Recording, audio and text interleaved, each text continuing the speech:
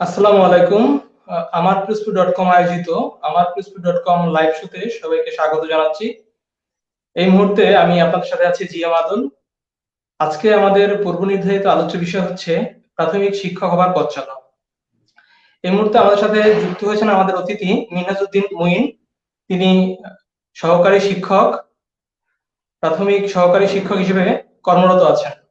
তো আজকে আমরা তার প্রাথমিক শিক্ষক হবার পথ চলার গল্পটা শুনবো এবং পাশাপাশি আমরা শুনবো যারা প্রাথমিক শিক্ষক হতে চান বা সামনে আমাদের আসছে প্রাথমিক সহকারী শিক্ষক নিয়োগ পরীক্ষা। সেখানে অনেকেই প্রাথমিক সহকারী শিক্ষক হবেন এবং অনেকে যুক্ত হবেন যারা পরীক্ষা দিবেন, যারা পরীক্ষার্থী আছেন তাদের জন্য কিছু বাস্তবমুখী কিছু টিপস থাকবে, যেটা উনি কিভাবে প্রাথমিক সহকারী শিক্ষক হয়েছেন, কি ফর্মুলা অবলম্বন করেছেন বা কি কি টিপস, মানে বাস্তবমুখী কিছু টিপস থাকবে, সেই আলোচনায় আমরা যুক্ত হয়ে যেতে যাচ্ছি। তো আমি এই মুহূর্তে যুক্ত হচ্ছি মিনহাজউদ্দিন মঈন ভাইয়ের সাথে। ভাইয়া কেমন আছেন? জি, আলহামদুলিল্লাহ। আহ, প্রথমে আমি আমার পরিচয়টা একটু বিশদভাবে দেই। আমি হচ্ছে গিয়ে মিনহাজউদ্দিন মঈন, সহকারী শিক্ষক। বর্তমানে কর্মরত আছি হচ্ছে গিয়ে 36 নং দক্ষিণ মিরুখালী। এটা হচ্ছে গিয়ে আমাদের মঠবাড়িয়া উপজেলার মিরুখালী ইউনিয়নের একটা স্কুলের। তো আসলে ব্যাপারটা হচ্ছে গিয়ে আমি কখনো এইরকম যে সাক্ষাৎকার ধর্মী ব্যাপারটায় অভ্যস্ত একটু কম। হয়তো বা অনেক সময় দেখা গেছে যে মানে এই ব্যাপারটা একটু আমার কাছে একদমই নতুন এক্সপিরিয়েন্স। তো এই হচ্ছে গিয়ে বিষয়। আর মোটামুটি আল্লাহর রহমতে যতটুকু ভাই ব্রাদাররা চিনে এই পর্যন্তই আর কি। জি জি ভাই, ধন্যবাদ আপনাকে যে আপনার এত ব্যস্ততার মাঝে যে আপনাকে যুক্ত করতে পেরেছি, এজন্য আসলে আমরাও অনেক অনেক আনন্দিত। কারণ হচ্ছে বা আপনার যেমন আপনি যেটা বললেন ঠিক তেমনি আমারও আজকে একটা নতুন অভিজ্ঞতা। কারণ হচ্ছে এই মুহূর্তে আমাদের যে আমার প্রিন্সিপল ডট কম এর যে এই যে লাইভ শোটি বা আমার প্রিন্সিপল ডট কম শো যে আমরা শুরু করতে যাচ্ছি, এটি আমার প্রিন্সিপল ডট কম শো এর প্রথম একটি আয়োজন। আমরা এভাবে নতুন নতুন পর্ব করব। সো আপনি যে, আমি অনেক সময় গেস্ট হিসেবে যুক্ত হয়েছি, অনেক সময় কিন্তু হোস্ট হিসেবে। আজকে বলা যায় যে আমার এই পেজ থেকে এখানে আমি প্রথম। সো দুইজনেই আসলে আমরা বলতে পারি যে দুই দিক থেকে ওই যে নতুন একটা অভিজ্ঞতা। সো আমরা মনে হয় যেটা আমি এই জন্যই সবসময় চিন্তা করেছি যে আমাদের এই আয়োজনটা খুব ফর্মালিটি রাখবো না ভাইয়া, কারণ আমরা খোলামেলা মানে একদম নিজেদের মতো গল্পের মতোই আমরা আসলে গল্প সাজিয়েছি এবং ওইভাবেই আমরা আলোচনা করবো, কোনো ফর্মালিটিতে যাবো না। তো না না, কোনো ধন্যবাদ। সমস্যা নেই। জি জি, ধন্যবাদ ভাইয়া। আমি প্রথমেই যেটা আপনার সাথে আপনাকে জিজ্ঞেস করতাম, আপনি ইতিমধ্যেই আপনি আপনার পুরো পরিচয়টা দিয়েছেন। তো আমি যেটা জানতে চাইবো ভাইয়া, যে আপনি যে এই শিক্ষক, এই যে মহৎ পেশায় এসেছেন, তো এটি কি আপনার পূর্ব পরিকল্পনা ছিল, বা আপনি এত পেশা থাকতে কেন এই শিক্ষক পেশা আসলেন? আচ্ছা, ধন্যবাদ আদল। প্রথমত বিষয়টা হচ্ছে গিয়ে আমাকে একটু ব্যাকে যেতে হবে এই বিষয়টাকে ক্লিয়ার করার জন্য। প্রথমত হচ্ছে গিয়ে আমি যখন অনার্স শেষ করে মাস্টার্স এর পড়াশোনাটা করি, তখন মোটামুটি আমি ২-৩টা কাজ একসাথে করতাম। সেটা হচ্ছে একটা প্রাইভেট জব, প্লাস মাস্টার্স এর জব, প্লাস হচ্ছে গিয়া এই সরকারি চাকরির প্রিপারেশন। মানে এই ৩টা কাজই আমার ওই সময় একসাথে চলত। মানে এটা আমি পার্ট বাই পার্ট করতাম। তো প্রাইমারি স্কুলে চাকরি করব বা আমি প্রাথমিক মাধ্যমে মানে প্রাথমিকে যে শিক্ষক হব, বেসিক্যালি যদি আমি সত্যি কথা বলি যে আমার ওইরকম চিন্তা কখনোই ছিল না। আর এই শিক্ষক প্রফেশনে আসার আগে আমার আসলে শিক্ষকতা করার কোনো অভিজ্ঞতা ছিল না। তবে একটা ব্যাপার আমি বলতে পারি, সেটা হচ্ছে গিয়া যারা প্রাইমারি শিক্ষা ব্যবস্থার সাথে এসে সম্পৃক্ত হয়, বর্তমান বাংলাদেশ সরকারের এমন এমন ট্রেনিং ব্যবস্থা আছে যে তুমি সেখানে টিচার নতুন হলেও মানে তোমাকে প্রপার টিচার বানিয়ে দেওয়া হয়। এই ধরনের ট্রেনিং আমাদের প্রাইমারি শিক্ষা ব্যবস্থার সাথে সম্পৃক্ত আছে। তো আম, যার জন্য যেটা হয় যে অনেকে আছে যে নতুন চাকরি পাইলেই একটু ভয়ের মধ্যে থাকে যে আমি কিভাবে কি ক্লাস নিতে পারবো বা আমার ক্লাস নিয়ে কোনো ভুল ভ্রান্তি হবে কিনা। হ্যাঁ, আমাদের এত পরিমাণ ট্রেনিং সরকার আমাদেরকে দেয় যে আমাদের মানে একসময় যে মানে টিচার হওয়ার পরে আমাদের ওই ভীতিটাই পুরো সরকার কাটিয়ে দেয়। এবং হচ্ছে কি আমাদের প্রচুর ট্রেনিং থাকে, ওই ট্রেনিং গুলায় আমাদের বিজ্ঞ বিজ্ঞ অনেক ট্রেনাররা ট্রেন আপ করায় আমাদের। এবং আমরা ওইখান থেকে প্রতিনিয়ত শিখি যে একজন শিক্ষকের আসলে মূল কাজটা কি, মূল আদর্শটা কি। তো এই জন্য মনে করো যে টিচার হওয়ার পরে অনেক ভীতি কাইটা যায় যদি আমরা মানে ট্রেনিং এর মাধ্যমে শিক্ষা নিয়ে ক্লাসে ওইটাকে অ্যাপ্লাই করি। আর আমার বেসিক্যালি সত্যি কথা বলতে আমার এখানে মানে টিচার হওয়ার আসলে কোনো চিন্তা ছিল না। আমার মূল চিন্তা ছিল যে আমার আসলে একটা সরকারি চাকরি পাইতে হবে, একদম সত্য কথা যেটা। তো জি জি আল্লাহ জি। আমার নসিবে লিখছিল, এই জন্য মানে তার জন্যই আমি টিচার হয়েছি আর কি। আচ্ছা, তবে ধন্যবাদ ভাইয়া। বিষয়টা হচ্ছে গিয়ে প্রাইমারি শিক্ষার ব্যাপারটা হচ্ছে গিয়ে এনজয় করলে অনেক মজা আছে, এটা অস্বীকার করার কোনো সুযোগই নেই। মানে এটা শুধু প্রাইমারি শিক্ষাগত না, মোটামুটি বাংলাদেশের যত প্রফেশনই আছে আসলে এটার মানে এটা যদি এনজয় করা যায় তাহলে ডেফিনেটলি এই জায়গায় অনেক ভালো লাগার ব্যাপার আছে। আর যদি যেকোনো কর্মকে যদি বিরক্ত মনে করে করা হয় তাহলে কোনো কর্মতেই আসলে সুখ নাই। এটা হচ্ছে গিয়ে আমার ব্যক্তিগত ফিলোসফি। জি জি। ভাই, আপনি বলতেছিলেন যে সেই কথা ধরেই আমি যেতে চাই, যে আপনি বলছিলেন যে অনার্স মাস্টার্স কমপ্লিট করার পরে আমি জব করেছি, তারপরে শিক্ষকতা পেশায় এসেছি। সেই ক্ষেত্রে ভাই জানতে চাচ্ছি যে আপনি কোথায় পড়াশোনা করেছেন, অর্থাৎ আপনার গ্রাজুয়েশন কোথা থেকে কমপ্লিট করেছেন আমার বা কোথায়?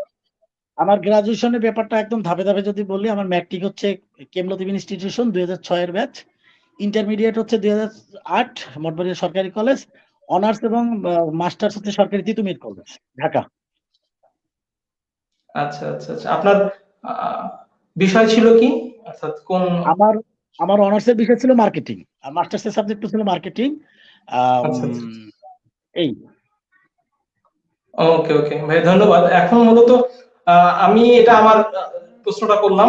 পাশাপাশি আমরা এই যখন আমাদের এই টপিক নিয়ে আলোচনার করব, বা আমাদের এই যে শোয়ে আলোচনা বিষয়টা হবে, এটা আসলে আমরা আমাদের গেস্ট মানে আমাদের যারা দর্শক আছে, মূলত দর্শকদের কাছে জিজ্ঞেস করেছিলাম যে তারা কি জানতে চায় বা তাদের কোনো কোশ্চেন আছে কিনা। যে কোশ্চেন আচ্ছা গুলা আমরা আমাদের গেস্ট মানে আপনার কাছে আমরা তুলে ধরবো। আপনি আপনার মতো করে আমাদেরকে যদি কোনো টিপস বা কিছু থাকে বা আপনার উত্তরগুলো দেওয়ার চেষ্টা করবেন। সেক্ষেত্রে থেকে আমাদের একজন জিজ্ঞেস করেছিল যে এই যে প্রস্তুতিটা, এই প্রাথমিক শিক্ষক হওয়ার যে প্রস্তুতি, সেক্ষেত্রে হ্যাঁ মানে আপনার যে বিষয় ভিত্তিক ভাই যে বিষয় ভিত্তিক যে প্রস্তুতি, সাবজেক্ট ভিত্তিক, সেগুলো আপনি হ্যাঁ কিভাবে নিয়েছিলেন, যদি সংক্ষেপে বলেন একটু। আচ্ছা, শিক্ষক বর্তমানে শিক্ষকতা পেশায় আসতে হলে আমি প্রাইমারি ব্যাপারটাই বলি, ৩ টা ধাপ সম্ভবত পারাইতে হবে। প্রথম হচ্ছে প্রিলিমিনারি, তারপর হচ্ছে রিটেন, তারপর হচ্ছে ভাইভা। তো জি আমাদের বাংলাদেশের সরকারি চাকরির ব্যবস্থায় মানে নট শুধু বিসিএস বাদ দিলে যদি আমরা আমরা যদি গ্রেড ভিত্তিক চাকরির ব্যাপারটা বলি, যদি ১১তম গ্রেড থেকে যে চাকরির যে বিষয়গুলো বাংলাদেশে আছে, মানে বেসিক জানতে হবে। বিশেষ করে ইংলিশের গ্রামাটিক্যাল সাইড, অঙ্কের হচ্ছে গিয়া বীজগণিত, পাটিগণিত, সাম্প্রতিক বিষয় সম্পর্কে যথেষ্ট নলেজ রাখতে হয়। আর হচ্ছে গিয়া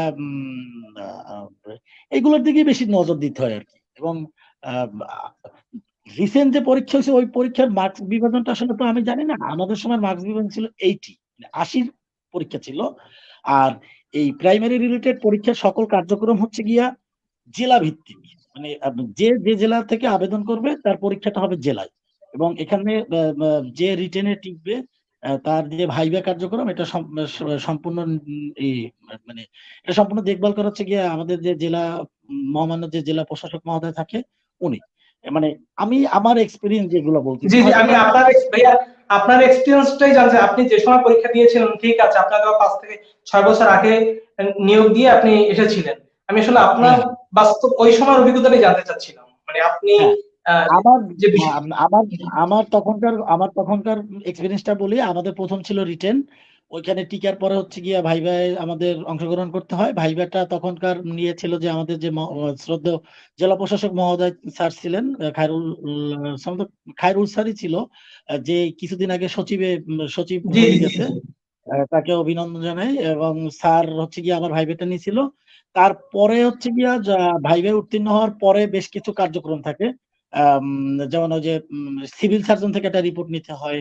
তারপর হচ্ছে গিয়া যে অনেক পেপারস রেডি রাখতে হয়। সবচাইতে বড় ব্যাপারটা হচ্ছে গিয়া প্রাইমারি চাকরিতে উত্তীর্ণ হয়ে যাওয়ার পরে অনেক পেপারস এর মানে কিছু ইয়া থাকে, মানে ফর্মালিটিস জি জি, থাকে। আমি বুঝতে পারছি মানে বুঝতে পারছি ভাইয়া। এখন মানে আমি আরেকটা কোশ্চেন করতে চাই।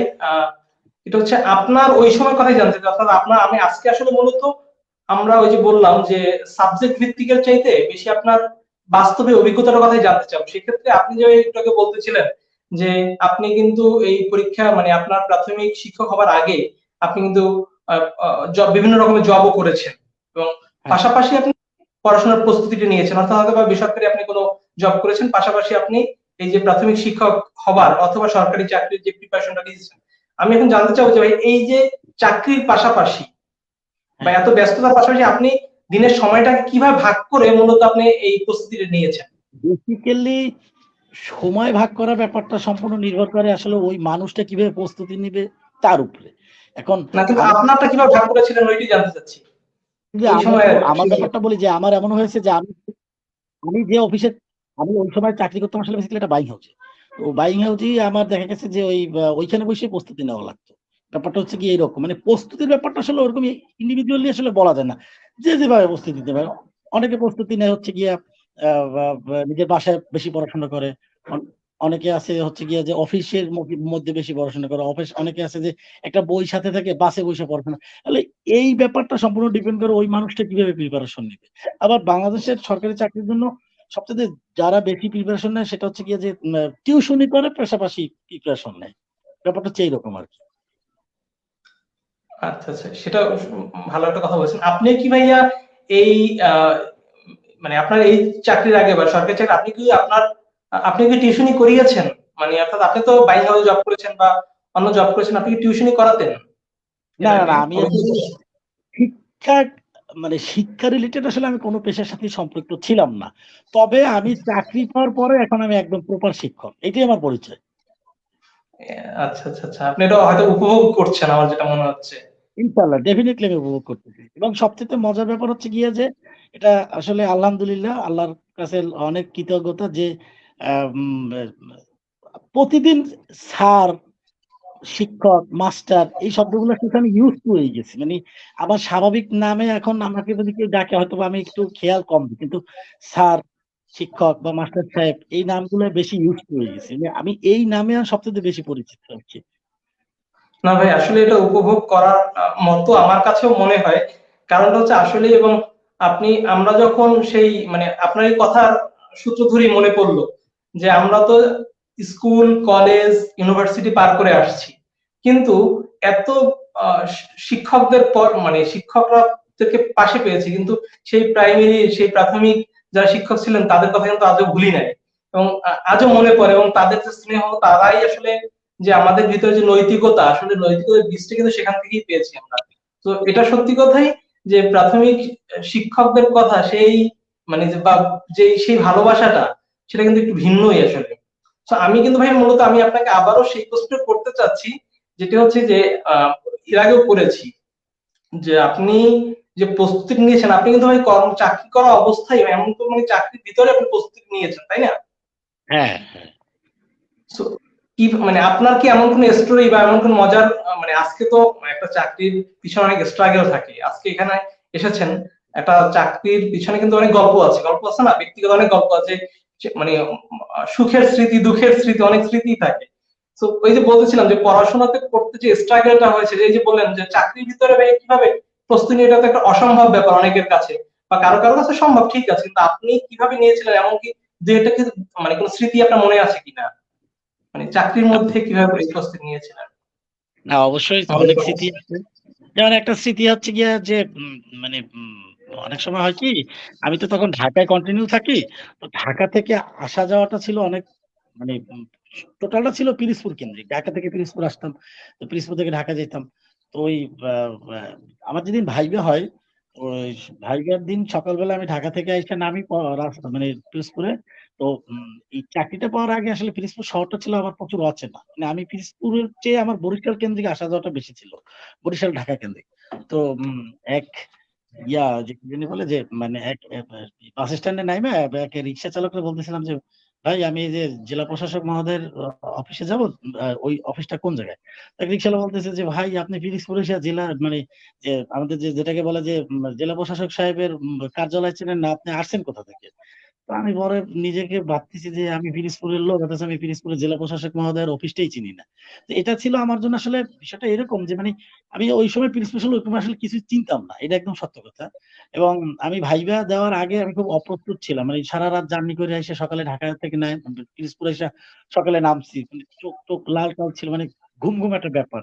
তো ফ্রেশ ট্রেশ হয়ে তারপর ঢুকছি। তবে সবচেয়ে বড় ব্যাপার হচ্ছে গিয়ে ভাইবা বোর্ডটা খুব এটা মানে এটাকে কিভাবে বুঝাবো, মানে নার্ভাস হওয়া যাবে না। ভাইবা বোর্ডটা খুব মানে খুবই সেনসিটিভ একটা জায়গা। এখানে আসলে নার্ভাস হয়ে গেলে আসলে অনেক জিনিস আছে যে আমি জিনিসটা জানি সেটাও আমার ভুলে যাওয়া লাগে। মানে ভাইবা বোর্ডটা খুব একটা বিষয়। তবে একটা ব্যাপার কি, যে বিজ্ঞ মানুষরা আসলে ভাইবা বোর্ডে বসা থাকে, মানে এরা সাধারণত যখন কেউ এই ভাইবা দিতে ঢুকবে আসলে একটু নার্ভাসনেস কাজ করে যে কি হইতেছে সামনে, বা স্যার আমাকে কিভাবে প্রশ্ন করবে, বা আমি আটকে গেলে আমি এখান থেকে কিভাবে বের হয়ে যাবো? এগুলো জিনিসগুলো একটু মানে একটু ভড়কাই যাওয়া লাগে আসলে।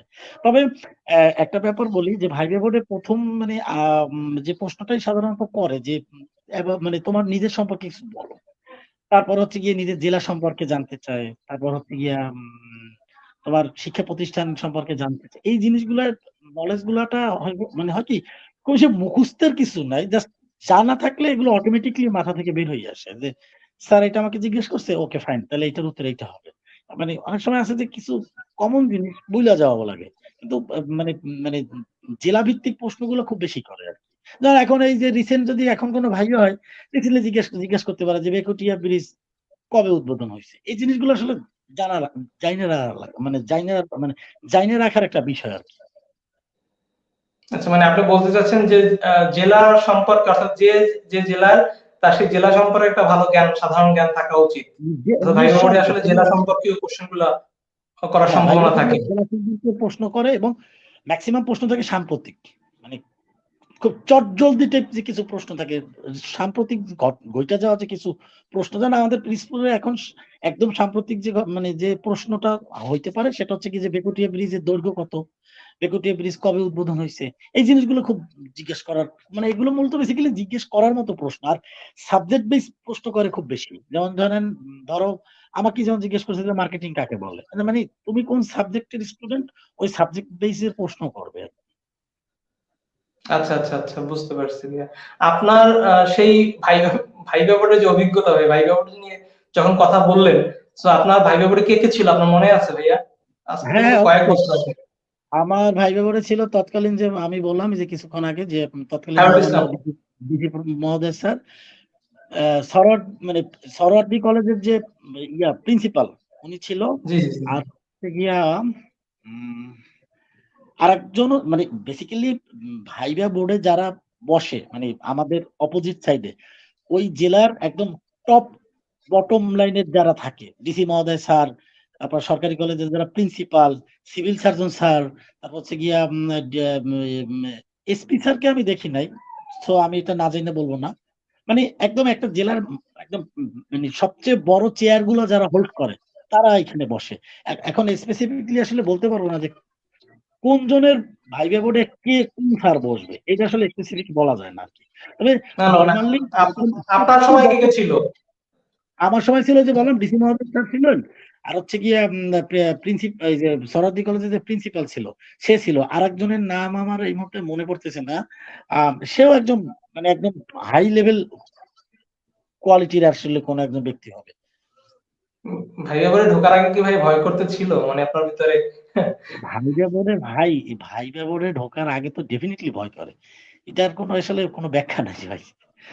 মানে বিষয়টা হচ্ছে গিয়ে এরকম যে প্রিপারেশন তুমি যত ভালোই যত নাও না থাকুক। কেন, এটা মা মানে শুধু সরকারি চাকরির ভাইবা বোর্ডের ক্ষেত্রে না, এটা বেসরকারি চাকরির ভাইবা বোর্ডের ক্ষেত্রেও খুব চ্যালেঞ্জিং হয় আরকি। আচ্ছা, আচ্ছা।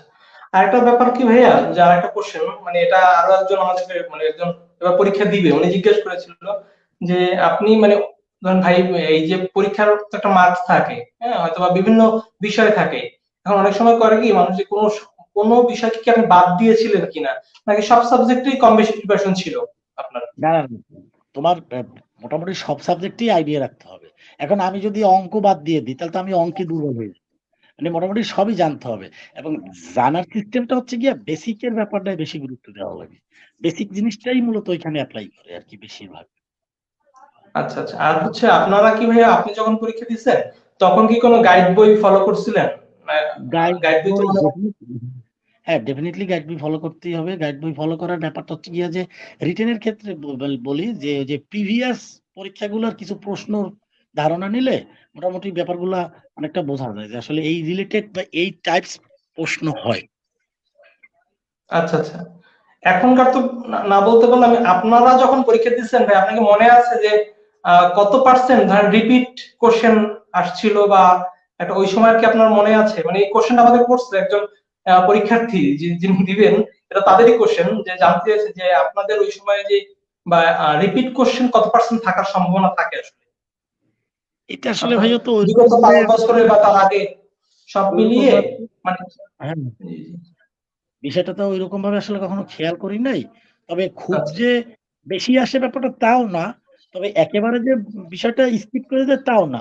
টুকটাক কিছু প্রশ্ন থাকে। এট লিস্ট অন্তত দেখা যায় যে ৮০ টা প্রশ্নের মধ্যে ১০, ১২ টা ১৫ টা তো থাকতেই পারে। এরকম ব্যাপারটা আরকি।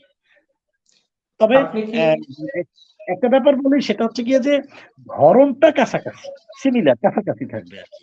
যে এই বছরে এই টিপস একটা অঙ্ক দিচ্ছে, সামনের বছর প্যাটার্নটাও ঐরকম থেকে হয়তো সংখ্যার চেঞ্জ থাকে বা আমাদের যে এই যে কি বলে মানে প্রতীকগুলো চেঞ্জ হয়ে যায়।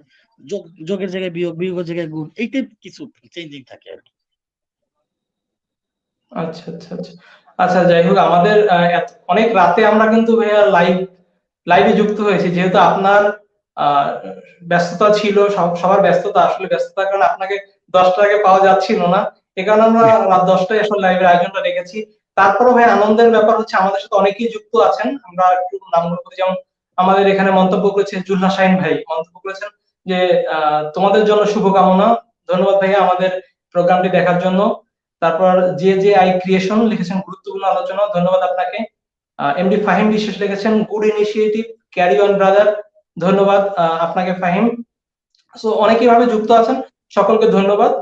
আহ, ঠিক আছে, আমরা কোশ্চেন পর্বে চলে যাচ্ছি ভাইয়া। যে আপনি কি ভাইয়া জব সলিউশন কি আহ, এই আপনার প্রস্তুতির জন্য জব সলিউশন কি শেষ করেছিলেন, বা জব সলিউশনটা কি করেছিলেন কিনা মনে আছে আপনার? জব জব সলিউশন বইয়ের ব্যাপারটা হচ্ছে কি, জব সলিউশন বইয়ের ব্যাপকতা তো আসলে অনেক বেশি।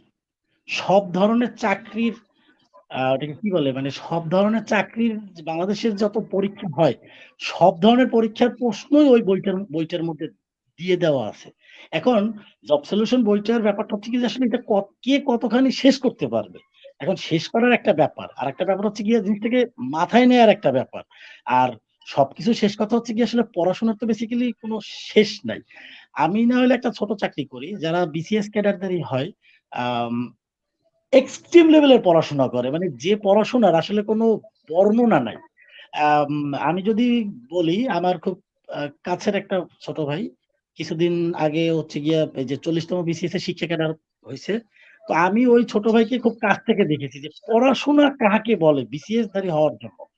মানে পড়াশোনার আসলে কোনো শেষ নাই। এটা শুধু মানে আমি বিসিএস এর কথা এইজন্য টানছি যে আসলে শুধু বিসিএস বলো বা আমি যদি প্রাইমারির কথা বলি বা আমি যদি হাই স্কুলের টিচার হওয়ার জন্য এনটিআরসির প্রস্তুতি মানে আসলে এখন বর্তমানে এত বেশি প্রতিযোগিতা মানে পড়াশোনার বেসিক্যালি কোনো শেষ নাই।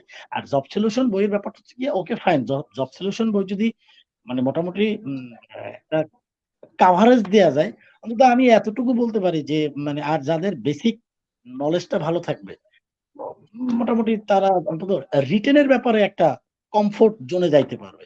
আর ভাইবার ব্যাপারটা যতটা না ভালো ভাইবা তার চেয়ে আমি বেশি বিশ্বাস করি লাক। কপালের একটা বিষয় আছে। অনেকেই আছে খুব ভালো ভাইবা দিয়ে বের হয়। হয়তোবা কোন একটা ভুল কইরা বসে যেটা সে মনে করতেছে না যে এটা ভুল। বাট আমার ভাইবা যে নিয়েছে তার চোখে জিনিসটা ভুল হয়ে গেছে।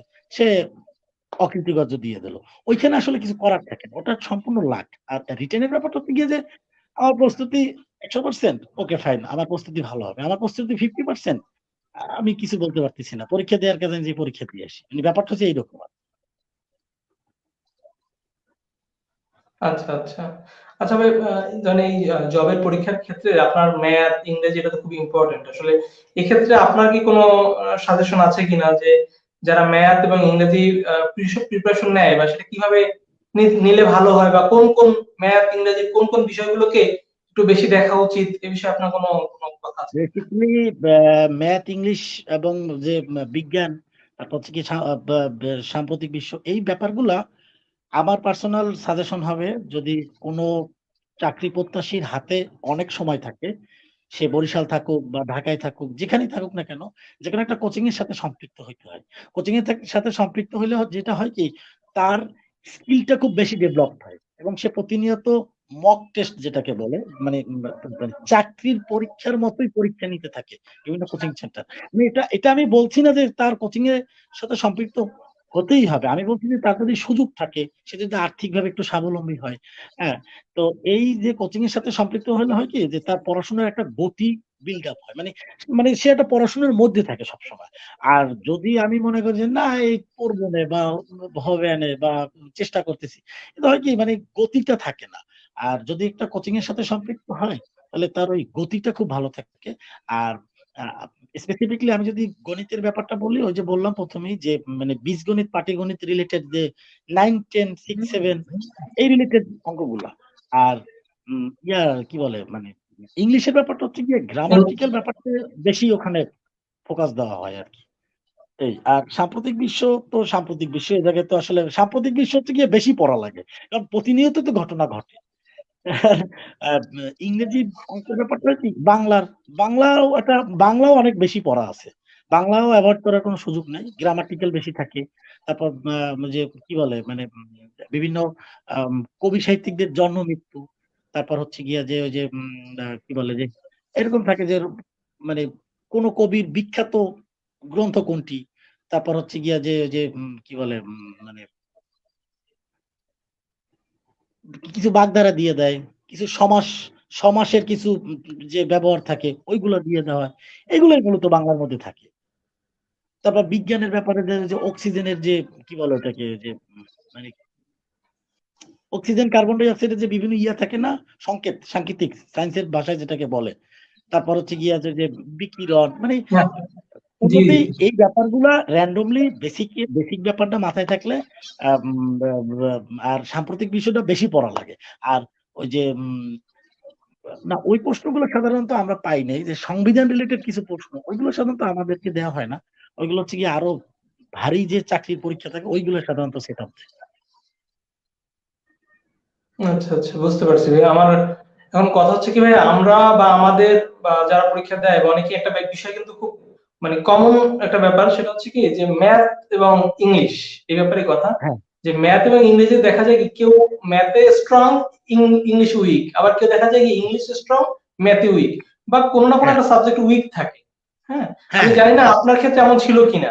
হ্যাঁ, এটা প্রশ্ন করাটা সঠিক সঠিক হবে কিনা আমি জানি না, তবু আমি জিজ্ঞেস করতে চাই না, না, এমনটা কি আপনার আহ, ক্ষেত্রে কোনো ছিল কিনা ভাই? কারণ কি এটা অন্যরা আসলে জানলে বুঝতে পারবে যে, এবং যদি এমনটা থেকে থাকে তাহলে আপনার ম্যাথ বা ইংরেজির মধ্যে কোনটা স্ট্রং ছিল, আপনার কোনটা উইক ছিল। এবং আমি কোশ্চেনটা আবার করি যে যদি যে সাবজেক্ট উইক ছিল সেটাকে আপনি স্ট্রং পয়েন্ট বা সেটা কিভাবে আপনি সলভ করছেন, বা আপনার ওই ইমপ্রুভমেন্ট করছেন আসলে, বা অন্যরা কেউ ইমপ্রুভমেন্ট করতে পারে, এ ব্যাপারে আপনার আমার কোনো পরামর্শ?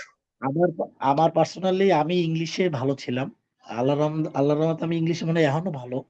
আমি অঙ্কে আসলে দুর্বল ছিলাম, তবে খুব যে বেশি দুর্বল ছিলাম ব্যাপারটা তাও না।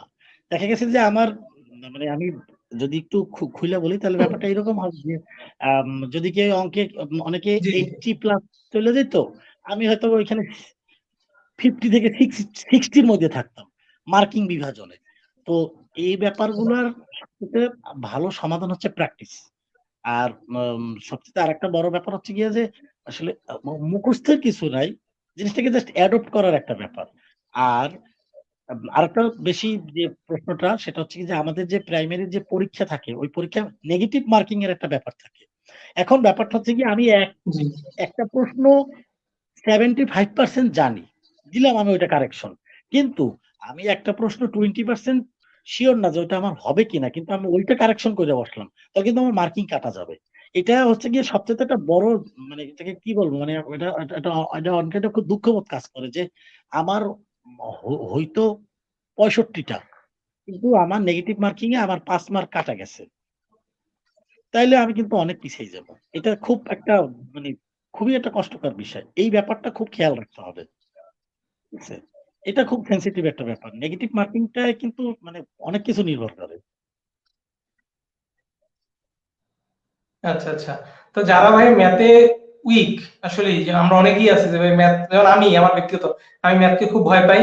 হ্যাঁ, এরকম অনেকেই আছে যে ম্যাথে যারা উইক তারা আসলে আহ, মানে কি করবে আসলে মূলত, যদি এই আজকে যে কম্পিটিশন বা চাকরির পরীক্ষায় যদি টিকতে হয়, বা এই যদি বলি প্রাথমিক সহকারী শিক্ষক তাকে হতে হয়, হুম, তাহলে ম্যাথের ব্যাপারটা আসলে কি করণীয়, আসলে কি করবে? কারণ ম্যাথ দেখে তো ভয় পায়, বা এই যে টেনশনটা কাজ করে, এই কারণে তো আসলে আসলে দেখা যায় কি তার। আসল ব্যাপারটা হচ্ছে গিয়ে আর ওইরকম তার ভয় পাওয়ার কিছু নাই। চাকরি যতটা না প্রস্তুতি তার সাথে আসলে অনেকটা ভাগ্য জড়িত থাকে। এটা অস্বীকার করার কোনো সুযোগই নাই। মহান আল্লাহ তাআলা যদি আসলে মুখ তুলে না তাকায়, অনেক জায়গা দিয়ে অনেক সময় আছে যে ভালো কিছু ডিজার্ভ করো কিন্তু কিছুই পাওয়া যায় না। আর অঙ্কের ব্যাপারটা হচ্ছে সত- এরকম, সমসাময়িক যে অঙ্কগুলা, বিশেষ করে 9-10, মানে 6 to 10 এর যে অঙ্ক যে অঙ্কের প্যাটার্নটা, এইটা ফলো আপ করলে মোটামুটি কভারেজ দিয়ে উঠা যায় আরকি। আচ্ছা, আচ্ছা, 6 আচ্ছা, to 10 বুঝতে না, আমি পারছি। বলব 5 to 10, 5 to 10। কারণ 5 এ আমাদের প্রাইমারিতে কিছু টার্মস আছে। এখানের কিছু অঙ্ক আছে। এগুলা প্র্যাকটিসে রাখতে হয়। বিশেষ করে শতকরা। তারপর হচ্ছে গিয়া শতকরা চ্যাপ্টারটাই বেশি ইম্পোর্টেন্ট। তারপর হচ্ছে গিয়ে যে 6 to 10 এর যে বীজগণিতের যে টার্মস গুলো, যে লগ, তারপর হচ্ছে গিয়া সেট, তারপর হচ্ছে গিয়া যে এটাকে কি বলে?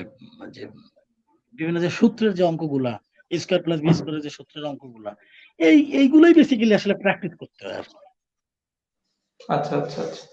আরেকটা কথা ভাইয়া, যে এখন তো আসলে দেখা যায় খুব সম্ভবত খুব দ্রুতই আবার প্রাথমিক শিক্ষক নিয়োগ পরীক্ষা আসতেছে। হ্যাঁ, হ্যাঁ।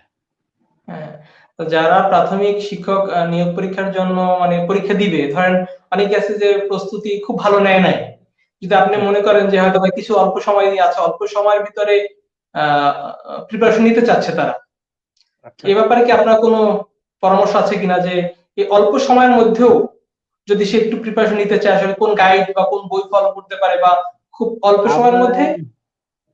অল্প সময়ের মধ্যে প্রিপারেশনটা তো আসলে ভাই, প্রিপারেশনের ব্যাপারটা আসলে কে কতটুকু নিতে পারে। অনেকে আছে ২ ঘন্টা বই পড়লেও অনেক সময় অনেক কিছু মনে থাকে না। আর অনেকে আবার আছে ১০ মিনিট বই পড়লে অনেক কিছু মনে পড়ে। তো এই ক্ষেত্রে আমার পার্সোনাল সাজেশনটা হবে ওই যে বাজারে বিভিন্ন লাইব্রেরিতে যে শিক্ষক নিয়োগ সহায়িকার যে বইটা আছে, ওইটা জাস্ট দেখলে একটা আইডিয়া তৈরি হবে যে আসলে আমার প্রশ্নের প্যাটার্নটা এই ধরনের হবে। তো এখন আমি এইগুলা দেখি যে এইগুলো আসলে আমি প্রস্তুতি নিতে পারলাম। আরেকটা ব্যাপারের দিকে খুব বেশি নজর দিতে হবে যে কারেন্ট অ্যাফেয়ার্স, কারেন্ট ওয়ার্ল্ড, এই বইগুলা খুব বেশি পড়তে হবে। এই বইগুলা মানে প্রতি মাসেরটা পারলে মাসেরটাই কমপ্লিট করা উচিত। আর বর্তমান তো অনলাইন ডিজিটাল যুগ। এটার সম্ভবত যে কারেন্ট অ্যাফেয়ার্স, কারেন্ট ওয়ার্ল্ড এর এখন অ্যাপস পাওয়া যায় গুগল প্লে স্টোরে। এটা দিয়ে নামাই নিলে প্রতিদিনের আপডেট প্রতিদিনই পাওয়া যায়। এটা কিন্তু একটা পড়াশোনার এখন একটা খুব ভালো সাইট। জি, জি, জি, জি। হ্যাঁ, আচ্ছা। আর হচ্ছে আপনার ভাইয়া, যে আপনি তো অনেক পরীক্ষা দিয়েছেন, অর্থাৎ সরকারি পরীক্ষা, মানে পরীক্ষা দিয়েছেন। টাইম ম্যানেজমেন্ট, অনেকে কিন্তু অনেক ভালো প্রিপারেশন নিয়ে যায়, কিন্তু পরীক্ষা হলে গিয়ে ঘাবড়িয়ে যায়, বা টাইম ম্যানেজমেন্ট না করতে পারার কারণে অনেকে অনেক সময় দেখা যায় ভালো প্রস্তুতি আছে কিন্তু সে পরীক্ষাটা ভালো দিতে পারছে না, এটা কিন্তু হয়। তো এই ক্ষেত্রে টাইম ম্যানেজমেন্টটা কিভাবে করতে পারে, বা আপনি কিভাবে করছেন?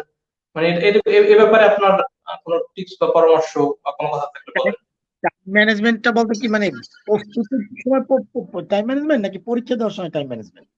পরীক্ষা দেওয়ার সময় ভাই, পরীক্ষা দেওয়ার সময়, অর্থাৎ ওই যে অল্প সময়ের ভিতরে অতগুলো কোশ্চেন সলভ করতেছে, তার মধ্যে না, মানে এখানে অনেক সময় দেখো। টাইম ম্যানেজমেন্টের ব্যাপারটা আমি বলি। সম্ভবত প্রিলিমিনারি হয় ৮০ মার্কসের। এখানের জি, ব্যাপারটা জি, হচ্ছে গিয়ে যেটা খুব ১০০% কনফার্ম, ওকে ফাইন, ওইটা কমপ্লিট করে ফেলাইতে হয় ১ম এ। তারপরে হচ্ছে গিয়ে যে অনেক সময় থাকে যে ৮০% আমার কনফার্ম হচ্ছে, ২০% একটু সন্দেহ হইতেছে। অনেকে আছে যে ৮০% টাও টিক মেরে দেয়। তবে এটা ডিপেন্ড করবে আসলে যে সর্বপ্রথম হচ্ছে গিয়ে যেগুলো আমি খুব দ্রুত পারি, মানে একদম নিশ্চিত যে এই জিনিসটা আমার আর ভুল হবেই না। ওইগুলো আগে মানে ইয়া করে ফেলাইতে হয়। যে মানে এই জিনিসগুলো আগে কভারেজ করে ফেলাইতে হয়। তারপরে এগুলো একটু সময় নিয়ে। তবে ম্যাথ ছাড়া তো আর মেক্সিমামটা তো আর মানে মানে ওটাকে কি বলে যে মানে বেসিক্যালি তো আর ঐরকম পরীক্ষার হল তো আর রাফ করা যায় না। মানে একদমই মোবাইল-টোবাইল ছাড়াই তো পরীক্ষার হলে ঢুকতে হয়। অত বেশি রাফ করার সুযোগ থাকে না। মানে অঙ্কের রাফিং ব্যাপারটা হয় অনেক সময় ওই মুখে রাফ করতে হয়। যদি একটু কষ্টসাধ্য, তো এখন আসলে কিছু করার থাকে না। আর টোটাল পরীক্ষা তো হয় ১ ঘন্টা রিটেন। ওইভাবে টাইম নিয়ে ভাগ করে ফেলাইতে যে আসলে এটা আসলে যে জি, যেভাবে জি। নিতে পারে।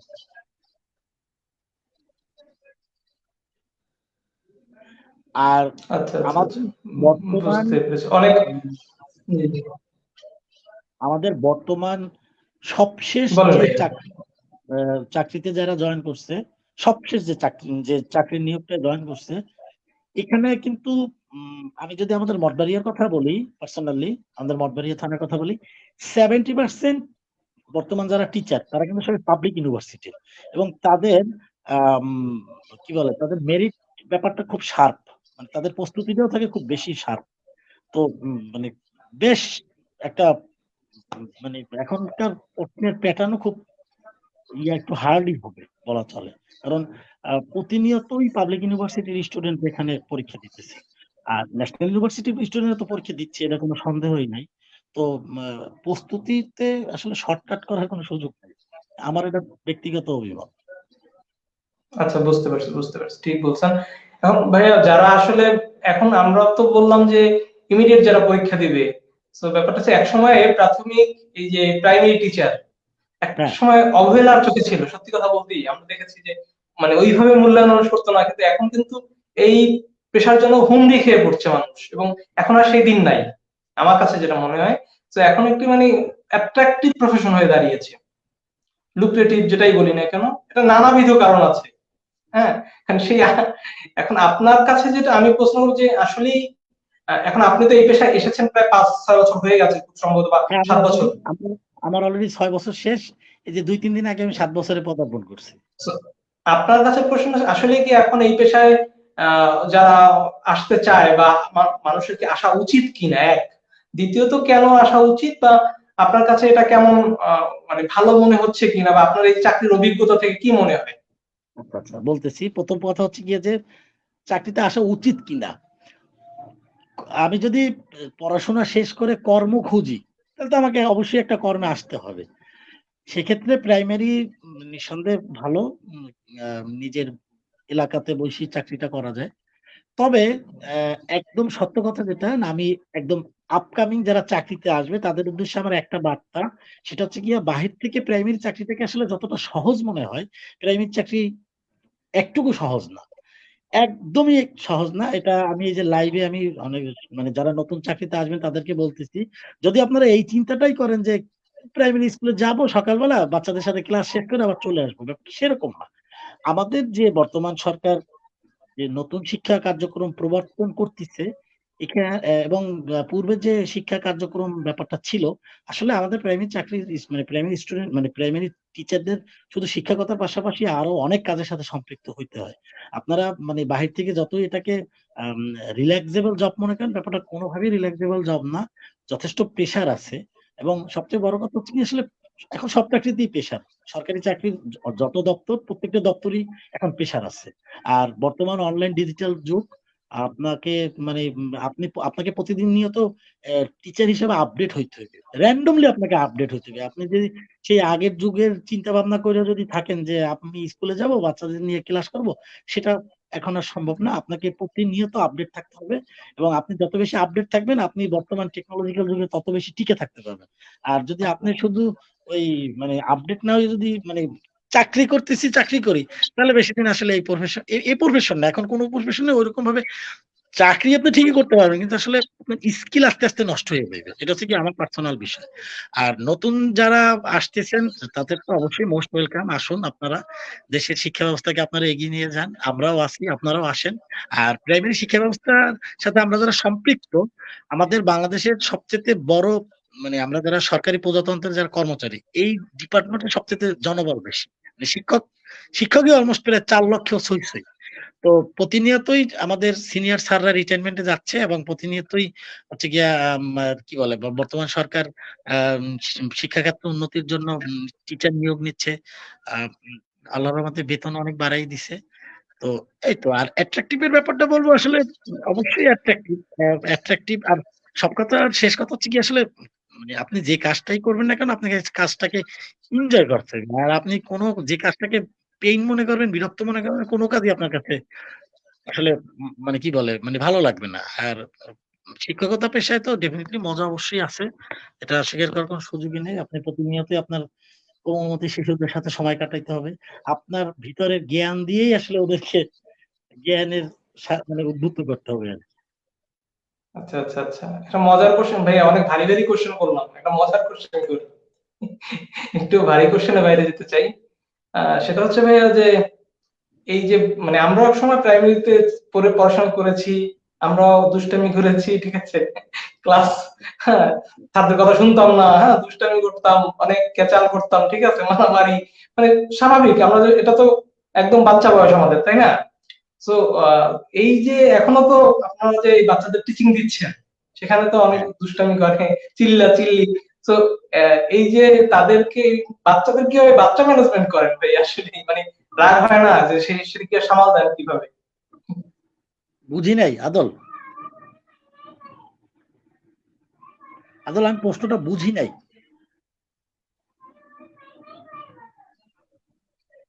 আচ্ছা, বলছি যে এই যে মানে এই যে স্কুলে ক্লাসে যে বাচ্চারা অবশ্যই চিল্লাপাল্লা করে, খুব মানে দুষ্টামি করে, অনেক কিছু তো করে, তো সেই বিষয়টাকে মানে মাথা ঠান্ডা করে কিভাবে সামাল দেন? ও আচ্ছা আচ্ছা, বুঝতে পারছি। ওকে ওকে, এটার উত্তর আমি দিচ্ছি। প্রথম বিষয়টা হচ্ছে গিয়ে আমাদের ব্যাট ব্যবহার করা সম্পূর্ণ নিষিদ্ধ। এটা এক ধরনের না, এটা আইনত দণ্ডনীয় অপরাধ। আর শাসনের ব্যাপারটা হচ্ছে গিয়ে যে আচ্ছা মানে আচ্ছা। শিক্ষক ক্লাসরুমে গিয়ে ক্লাসরুমকে কিভাবে কন্ট্রোল করবে, এটা প্রথম একদম যদি একদম মানে খুব সহজভাবে বলি, শিক্ষক যে টেকনিক ব্যবহার করতে পারে, যে টেকনিক ব্যবহার করে এটাকে কন্ট্রোল করতে পারে। আর ওই যে প্রথমেই বলছি যে আসলে আমাদের বাংলাদেশ সরকারের মানে বর্তমান বাংলাদেশ সরকারের এত পরিমাণ ট্রেনিং একজন টিচারকে দেয়, প্রাইমারি ব্যাপারটা বলি, সে প্রপার টিচার হয়ে যায়। মানে এই জায়গায় কোনো মানে টিচার না হওয়ার কোনো সুযোগ নাই। এত পরিমাণ ট্রেনিং আমরা পাই। সবচাইতে বড় ট্রেনিং মনে হয় বাংলাদেশের আমরাই পাই। ১-১.৫ বছর মেয়াদী। এত লং টাইম ট্রেনিং আসলে মনে হয় বাংলাদেশের আর কোন সরকারি চাকরিজীবীরা পায় না। তো ওই ট্রেনিংটা সম্ভবত এখন একটু কমে গেছে। ১০ মাসের মতো ট্রেনিং। এছাড়া আসলে আমাদের প্রত্যেকটা সাবজেক্ট বেস আলাদা, আলাদা ট্রেনিং থাকে। তো যার জন্য হয় কি মানে আমাদের এই কন্ট্রোল কিভাবে করতে হবে, এটা আসলে আমরা একসময় আর সবকিছু ব্যাপারটা সবচাইতে বড় ব্যাপার কি, আমরা ইউজড টু হয়ে যাই বিষয়টার সাথে। যে ও এইভাবে তাকে ওকে এইভাবে আমার শাসন করতে হবে। ও এইভাবে ওরে এইভাবে শাসন করতে হবে। আর শাসনটা প্রহার দিয়ে শাসন না। মানে তাকে ভালোবাসা দিয়েই শাসন করতে হবে। এটা এখন মানে একদম মানে এইটাই হচ্ছে গিয়ে শেষ কথা। মানে প্রহার তো প্রশ্নই ওঠে না আরকি। আচ্ছা আচ্ছা আচ্ছা, বুঝতে পারছি বুঝতে পারছি বুঝতে পারছি। আচ্ছা, আর ভাই হচ্ছে আপনার এই যে শিক্ষা জীবন 6 বছর পার হয়ে গেল, ঠিক আছে, এর ভিতরে কোনো সেরকম মজার কোনো স্মৃতি আছে কিনা? স্যার হয়ে গেলেন, ঠিক আছে, এই কোনো স্টুডেন্ট বা কোনোভাবে কোনো মজার কোনো স্মৃতি কি আছে আপনার ভাই বলার মতো? বেসিক্যালি শিক্ষকতা পেশায় আসার পর থেকে তো মজার ঘটনার তো আসলে কোনো শেষ নাই। তো মানে কত মানে অজস্র মজার স্মৃতি। মানে মজার স্মৃতি তো বলতে গেলে স্কুলে তার মধ্যে একটা, বিষয়টা মানে হতে হচ্ছে পারে এই, সেটা হাস্যকর, সেটা হতে পারে স্টুডেন্টদের অনেক সময় কথা, বা স্টুডেন্টরা যে আপনাদের অনার করে, যে কোনো কোনো এক্সপিরিয়েন্স সেটা মনে রাখেন, মানে যেটা আপনার মনে দাগ কেটেছে, এমন কিছু আছে কিনা? মজার স্মৃতি বলতে কি মানে আমি যদি এরকম বলি যে আমি যে স্কুলটাতে চাকরি করি, সেই স্কুলে মানে আমার স্কুলটা একটু রিমোট অঞ্চলে, একটু গ্রামের মধ্যে। তো ওই যে বার্ষিক কালচারাল অনুষ্ঠান হয়, তো ওই অনেক সময় দেখা যায় কি যে উম, কিছু কিছু স্টুডেন্টদের মধ্যে সুপ্ত প্রতিভা থাকে। ওই প্রতিভাগুলো আসলে এরকম ভাবে আমরা বের করতে পারি না, হয়তো বা আমার ব্যর্থতা থাকে বা ওরা মানে নিজেকে ধরা দেয় না আমাদের কাছে। তো ওই খুব ভালো ছবি আঁকে আমার ওই স্টুডেন্টটা। তো ছবি আঁকে। তো আমি বললাম যে, তুমি যে ছবি আঁকতে পারো এটা তো কখনো আমাকে বলো নাই। বলে, স্যার আসলে কি ছবি আপনাদের সামনে আঁকতে আসলে আমার খুব একটু ভয়ও লাগে যদি ভুল-টুল হয়। আমি বলছি যে, তুমি তো ভুলই করবা। ভুল করাটা তো তোমাদের স্বাভাবিক ব্যাপার। তো মানে যে জিনিসটা বুঝাইতেছি যে মজার স্মৃতি মধ্যে যে আমি আসলে ওর মধ্যে দিয়ে প্রতিভাটা বাইর করতে পারছিলাম। ওর একটা টেকনিক ব্যবহার কইরা। তো খুব সুন্দর ছবি আঁকে। এবং আমাদের প্রাইমারি শিক্ষা ব্যবস্থায় আমি তো মানে শহরমুখী স্কুলে শিক্ষকতা করি না, আমি তো গ্রামের স্কুলে শিক্ষকতা করি। ওইখানের মানে এমন স্টুডেন্টদের মাঝে এমন সুপ্ত প্রতিভা থাকে যেগুলো আসলে কখনো চিন্তাও করা যায় না যে ও এই কাজটা পারে। এটা শিক্ষক হিসাবে আসলে মানে জানা যায়।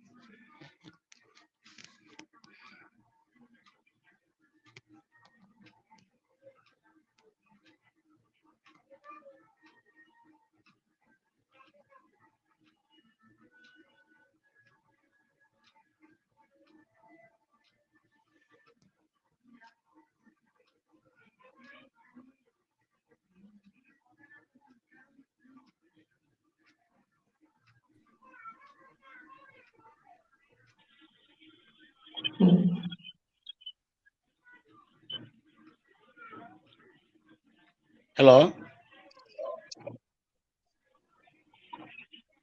জি আদল আমাকে ভাইয়া, মানে আচ্ছা, ওকে ওকে ভাই বলেন, হয়তো যান্ত্রিক ত্রুটি হয়েছিল। জি না বলেন ভাই, বলতেছিলেন। না, ওই যে ডিসকানেক্ট হয়ে গেছে, তার জন্য আমি চুপ হয়ে গেছিলাম আর কি। না না, হ্যাঁ হ্যাঁ, এখানে ওই ডিসকানেক্ট হয়ে নেটওয়ার্ক হয়তো প্রবলেম করতেছিল। ওকে ভাই, বলতেছিলেন যেটা, বলেন। না, আমি আমরা যেটা এখন বলতে আমাদের ওই যে গ্রামে যে মানে কিছু কিছু স্টুডেন্ট থাকে, তাদের মধ্যে আসলে অনেক সুপ্ত প্রতিভা থাকে। ওইগুলাকে আসলে বের করা লাগে। এগুলা মানে বের করে যদি সঠিকভাবে ইউটিলাইজ করা যায়, আসলে ওরা অনেক দূরে যাইতে পারবে। আর আমি এই সাক্ষাৎকারের মাধ্যমে প্রাইমারি শিক্ষা ব্যবস্থা সম্পর্কে আরো ২-১ টা কথা বলি। প্রথমত কথা হচ্ছে গিয়ে মানে যে শিশুরা ভর্তি উপযোগী, আমি প্রত্যেক এই শিশুদের সব অভিভাবকদেরই অনুরোধ করব যে আপনারা আপনাদের শিশুকে প্রাথমিক শিক্ষায় মানে প্রাথমিক স্কুলেই ভর্তি করাবেন। কারণ হচ্ছে গিয়ে প্রাথমিক স্কুলের যে সিলেবাসটা থাকে, এটা একদম সরকার কর্তৃক গবেষণামূলক এবং অত্যন্ত আদর্শিক একটি সিলেবাস, যেটা আত্মস্থ করলে আমি মনে করি যে একটা শিশু আগামী দিনের জন্য একজন সুনাগরিক হিসেবে গড়ে উঠতে পারবে। আর দ্বিতীয় কথা হচ্ছে গিয়ে যে আম বর্তমান সরকার এবং বর্তমান সরকারের যে প্রধানমন্ত্রী মাননীয় শেখ হাসিনা, সে শিক্ষার ব্যাপারে অত্যন্ত সুদূরপ্রসারী ভাবেই সে চিন্তা করে এবং সে প্রচন্ড পরিশ্রম করে আমাদের শিক্ষা ব্যবস্থার উন্নতির জন্য। আর দ্বিতীয় কথা হচ্ছে গিয়ে যে এখানে ভর্তি হলে কোনো খরচ নাই। উল্টা সরকার তাকে প্রতি মাসে উপবৃত্তি প্রদান করে, শতভাগ উপবৃত্তি। এটা হয়তোবা অনেকে যদি নাও জানে, আমি এই সাক্ষাৎকারের মাধ্যমে জানাই দিলাম। এটা আমার একটা দায়িত্ব, আমি জানাই। যেহেতু আমি একটা মাধ্যম পাইছি, শতভাগ উপবৃত্তি। কে ধনী, কে আচ্ছা গরিব, আচ্ছা। সরকার কখনোই দেখে না। প্রত্যেকের জন্য উপবৃত্তির ব্যবস্থা আছে এবং আমাদের কিছুদিন আগে দুপুরে যে শিশুদের জন্য অত্যন্ত শক্তি মিল। মানে মিড ডে মিল চালু হওয়ার ইয়া ছিল, মানে কি বলো ওটাকে, মানে উদ্যোগ সরকার নিছিল, কিন্তু করোনার জন্য এটা বন্ধ হয়ে গেছিল। এটা সম্ভবত আবার খুব শীঘ্রই চালু হবে এবং আগে আমাদের আমাদের সরকার বিস্কিট প্রোভাইড করতো, খুব শক্তিশালী বিস্কিট, যেটা আবার হয়তো খুব শীঘ্রই শুরু হবে। তো আসলে প্রাইমারিতে পড়া, প্রাইমারির জন্য মানে শিশু থেকে পঞ্চম এই সময়টা প্রাইমারিতে পড়াটাই ভালো। এবং যদি একটু গার্ডিয়ান পক্ষ সচেতন থাকে, ইনশাল্লাহ খুব ভালো শিক্ষা ব্যবস্থা। আম নিঃসন্দেহে এটা মানে কোনো তুলনা নাই এই শিক্ষা ব্যবস্থার। আচ্ছা আচ্ছা, এই এই বিষয়ে আসলে আমার মানে মনের প্রশ্ন আমার নিজেরই জাগছে। হ্যাঁ, আসলে সময় অনেক হয়ে গেছে, কিন্তু আসলে প্রশ্ন জাগছে, যেমন আমি জানতাম না, আসলে জানার কোনো শেষ নাই, আমি জানতাম না যে বর্তমানে উপবৃত্তিতে শতভাগ উপবৃত্তি, এটা আমি আসলেই জানতাম না। আমার হ্যাঁ, আমাদের একটা প্রশ্ন জাগছে। অবশ্যই। জি জি বলেন। না, বলো বলো, প্রশ্ন বলেন করো। ভাই বলেন। আচ্ছা, প্রশ্নটা হচ্ছে যে ভাইয়া, এখন যেমন আমরা অনেকেই দেখি যে ছেলে মেয়েদেরকে প্রাইমারিতে না দিয়ে কিন্ডারগার্টেনে দেয়, যেটা বলি। আচ্ছা সো অনেকেই, কারণ হচ্ছে চিন্তা ভাবনা কি, আমাদের অনেকের চিন্তা ভাবনা যে প্রাইমারিতে ভালো পড়াশোনা হয় না, এই আচ্ছা কারণে গিয়ে কিন্ডারগার্টেন মুখী হয়। এখন আপনার আচ্ছা কি ভাইয়া মতামত কি, যে আসলে আগের সেই চিন্তা ভাবনা কি এখন আসলে অভিভাবকরা মানে পরিবর্তন আনতে পারে বা আস্থা আনতে পারে কিনা? আচ্ছা, আমি আমি এটা একটু বলি, কিন্ডারগার্টেন আর প্রাইমারি, আমার কথা হচ্ছে গিয়ে যে ভাষা তো একই। কিন্ডারগার্টেনে যে ভাষায় বই পড়ানো হয় সেটাও বাংলা। আর প্রাইমারিতে যে ভাষায় বই বই মানে যে ভাষায় বই লেখা সেটাও বাংলা।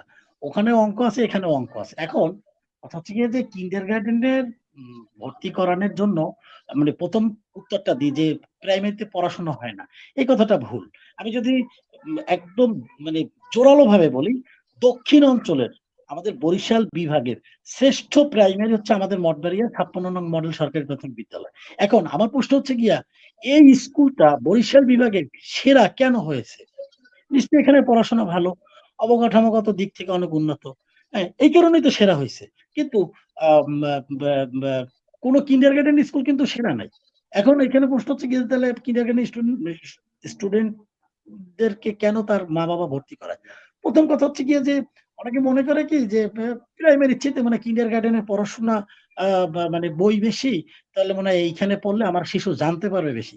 আসলে মূল বিষয়টা হচ্ছে গিয়ে যে একটা বয়সে একটা নির্দিষ্ট জিনিস আছে যে এই বয়সে এইটুকু জানলেই হইলো, এর বেশি জানার দরকার নেই। এই বয়সে এইটা জানলে হইলো, এর বেশি জানার দরকার নেই। যেমন এখন আমাদের প্রাইমারিতে ক্লাস 1-এ বই হচ্ছে 3টা, শিশু 1-এ বই হচ্ছে 1টা, আর ক্লাস 2-তে বই হচ্ছে 3টা। আর যারা কিন্ডারগার্টেনে পড়ে নার্সারিতেই তাদের বই থাকে 6-7টা। তো যার কারণে হয় কি ওই বাচ্চাদের ব্রেনের উপরে অনেক বেশি প্রেশার দেওয়া হয়। আর আমি যদি আরেকটু বলি যে মানে মানে বিষয়টা হচ্ছে এরকম যে কিন্ডারগার্টেনে কিছু, কিছু জিনিস আছে, ওই জিনিসগুলো খুব দ্রুত বাচ্চাদেরকে শিখায়। কিন্তু ওই জিনিসটা অত দ্রুত শিখানোর দরকার নাই। ওই জিনিসটা বড় ক্লাসে গেলেও শিখতে পারবে। অতিরিক্ত প্রেশারাইজড করলে ওই জিনিসটার মানে একসময় গতি থাকে না। আর আমাদের প্রাইমারি সিস্টেমটা হচ্ছে গিয়া এমনভাবে সিলেবাসটা সরকার প্রণয়ন করে দেওয়া হয়েছে যে ও শিশু শ্রেণীতে কতটুক শিখবে তার একটা মানদণ্ড দেয়া আছে। আমরা চাইলেও আর তার বেশি তাদেরকে শিখাইতে পারবো না।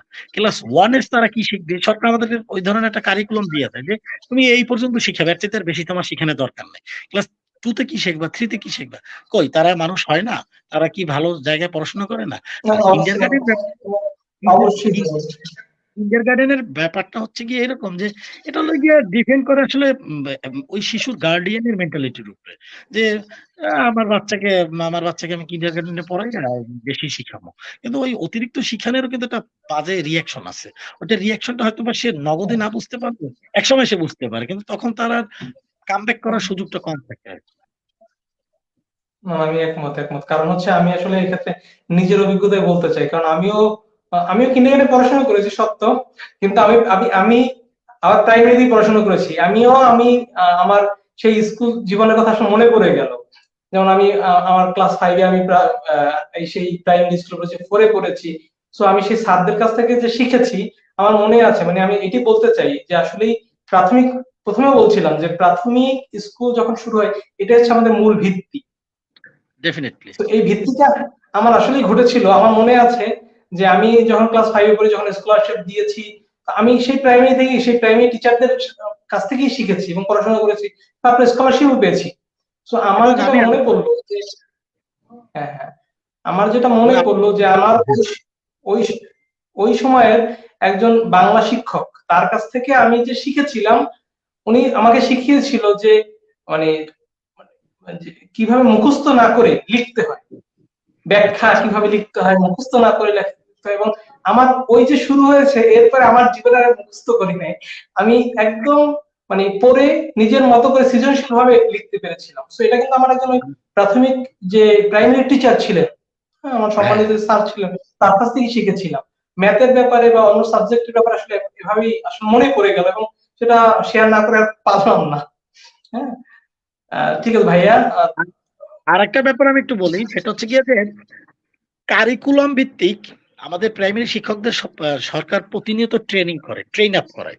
তো যার জন্য হয় কি আমরা প্রতিনিয়ত পড়ার মানে প্রতিনিয়ত আপডেট থাকি যে এখন এইটা আর পড়ানো যাবে না, এটা ভুল, নতুন এইটা শিখাইতে হবে। আর কিন্ডারগার্টেন টিচারদের যে জিনিসটা হয় যে আম, তারা তো কারিকুলাম সম্পর্কে আপডেট না, ওই আজীবনই এক ফরম্যাটে এক ধাঁচে পড়ায়। আর আমাদের প্রতিনিয়ত আমরা কারিকুলাম জানি, প্রতিনিয়ত আমাদেরকে নতুন নতুন মানে কি বলে নতুন নতুন সিস্টেমের সাথে সরকার পরিচয় করাই দেয়। যার জন্য হয় কি যে আমাদের সাথে মানে আমাদের প্রাইমারি স্টুডেন্টদেরকে আমরা তো ওইভাবে শিক্ষা দিই যে এখন এটা পড়া যাবে না, এইভাবে পড়তে হবে। হ্যাঁ, এইটা একটা বিষয় কিন্ডারগার্টেনের সাথে আমাদের প্রাইমারির পার্থক্য আরকি। আর ওভারঅল ব্যাপারটা হচ্ছে গিয়ে আদল, পড়াশোনা হচ্ছে নিজের কাছে। আমি যদি একদম রুট লেভেলের গ্রামের স্কুলেও পড়ি, সেখানেও আমার কাছে নিজের কাছে আমার পড়াশোনা, যদি আমি পড়ি। আর যদি আমাকে শহরের অনেক হাই-ফাই স্কুলে ভর্তি করাইয়া দেয় কিন্ডারগার্টেনের, যদি আমি পড়াশোনা না করি, আমি পড়াশোনা না পারি, তাহলে কোনো কাজ হবে না। এটা হচ্ছে গিয়ে এটা আমার ব্যক্তিগত একটা ওপিনিয়ন আরকি। না, ঠিক, এটা আমি একমত ভাইয়া। আপনার কাছ থেকে ভাইয়া সময় নিয়েছিলাম 30 থেকে 45 মিনিট বলেছিলাম। আরে অলরেডি কোনো ব্যাপার না, অলরেডি কোনো 54 না। মিনিট প্রায় 55 মিনিট হয়ে গেছে। তো আমাদেরকে সময় দিয়েছেন, অসংখ্য ধন্যবাদ। তো সেক্ষেত্রে ভাইয়া অনেকে আমাদের সাথে যুক্ত আছেন, তারা অনেক রাত হয়ে গেছে, তারপরে যুক্ত আছেন তাদেরকেও ধন্যবাদ। তো শেষ ভাইয়া আপনার কাছে কথা হচ্ছে যে আমাদের এই প্রোগ্রামের বিষয়ে বা আমার ডট কম এর বিষয়ে বা আপনার কোনো কিছু বলার আছে কিনা আচ্ছা, বলতে পারেন। ধন্যবাদ। ১ম এ আমি তোমারে খুব ধন্যবাদ জানাই। তুমি একটা ব্যাপারের সাথে খুব সম্পৃক্ত, উদ্যোক্তা হওয়ার চেষ্টা। এটা আমি পার্সোনালি খুবই অ্যাপ্রিশিয়েট করি যে আসলে চেষ্টা থাকা ভালো। সৎভাবে উদ্যোক্তা হওয়াটা খারাপ না। কিন্তু আমাদের বাংলাদেশে উদ্যোক্তা হওয়াটা আসলে খুব বড় চ্যালেঞ্জিং। আ আ সবচাইতে বেশি চ্যালেঞ্জিং হচ্ছে গিয়ে মানুষ কটু কথা বলে এবং এই কটু কথাগুলো তারাই বলে যাদের কোনো কাজ নাই। তো সবসময় নেগেটিভ ব্যাপারটাকে কান দিয়া ঝাইরে ফেলাইয়া পজিটিভটাকে গ্রহণ করার চেষ্টা করবা। আমি জ্ঞান দিতেছি না ভাই, এটা আমি আমার পার্সোনাল অভিজ্ঞতা দিয়ে না না, বলতেছি। অবশ্যই আপনি আপনার মতামত বলবেন, জি ভাই বলেন। দ্বিতীয় হচ্ছে গিয়ে এই ধরনের অনুষ্ঠানের সাথে আমি একদমই নতুন, হয়তোবা কথা বলার সময় আমার অনেক ভুল ভ্রান্তি হইতে পারে, এজন্য আমি ক্ষমা সুন্দর দৃষ্টিতে মানে সবার কাছে ক্ষমা চাইতেছি। আর তোমার এই উদ্যোগটা নিঃসন্দেহে অনেক ভালো, এবং যেহেতু এটা শুরু করেছো, আমি মনে করব মানে আমি আশা করবো আমার facebook.com এর পেজ থেকে তুমি রেগুলার লাইভ শো করবা। আর সবসময় আমি তোমাকে পার্সোনালি বলবো যে যেহেতু আমি প্রথম শুরু করছি, আশা করি মাধ্যমিক লেভেলের কারো দিয়ে বলবা। আবার অনেক সময় কলেজের মানে শুধু যে টিচার সোসাইটি জি ব্যাপার জি। তা না, যারা ক্ষুদ্র না মানে যারা উদ্যোক্তা হতে চায় তাদেরকে নিতে হবে। অনেক সাংবাদিক মহলের বড় সাংবাদিক বিজ্ঞ সাংবাদিক বৃন্দ আছে, তাদেরকে নেওয়ার চেষ্টা করবা। তো আমি তোমার এই উদ্যোগকে সাধুবাদ জানাই। তোমার এই আমার আমার facebook.com এর উত্তরোত্তর সাফল্য কামনা করি। আর হচ্ছে গিয়ে আমাদের জন্য দোয়া করো, যাতে আমরা শিক্ষকতা পেশার সাথে সুনামের সাথে অন্তত থাকতে পারি। সুনাম বড় মারাত্মক একটা ব্যাপার, অর্জন করাটা, নষ্ট হওয়াটা খুব দ্রুত নষ্ট হয়ে যায়। তো চেষ্টা জি। করতেছি উম মানে সুনাম অর্জন করা। আমাদের জন্য দোয়া করবো, আর আমিও চেষ্টা করতেছি। আর যারা নতুন প্রাইমারিতে আসবে, সবাইকে মোস্ট ওয়েলকাম। আসেন, প্রাইমারির সাথে সম্পৃক্ত হন। এবং তবে প্রাইমারিতে যারা চাকরির জন্য আসবেন, আপনাদের কাছে শুধু একটাই অনুরোধ যে জিনিসটাকে রিল্যাক্সেবল জব মনে করবেন না কোনোভাবেই। যথেষ্ট পরিশ্রমের একটা চাকরি এটা। এটা পরিশ্রমের কাজ হচ্ছে গিয়ে যে মানে শিশুদের সাথে থাকা, ধৈর্য। যেটাই হচ্ছে এই জায়গাটা সবচেয়ে বড় একটা পরিশ্রম। তো শিশুদের সাথে থাইকা শিশুদেরকে শিক্ষার আলোয় আলোকিত করতে হবে। এই।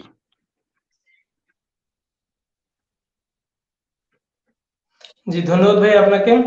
তো আমরা এই মুহূর্তে আমরা আমাদের প্রোগ্রামটি শেষ করব। তো আমাদের সাথে এতক্ষণ এই আমার facebook.com এর পেজ থেকে যারা যুক্ত ছিলেন এবং আমার facebook.com শো যারা দেখেছেন, সবাইকে আন্তরিকভাবে আবারও ধন্যবাদ জানাচ্ছি। শুভরাত্রি। আচ্ছা।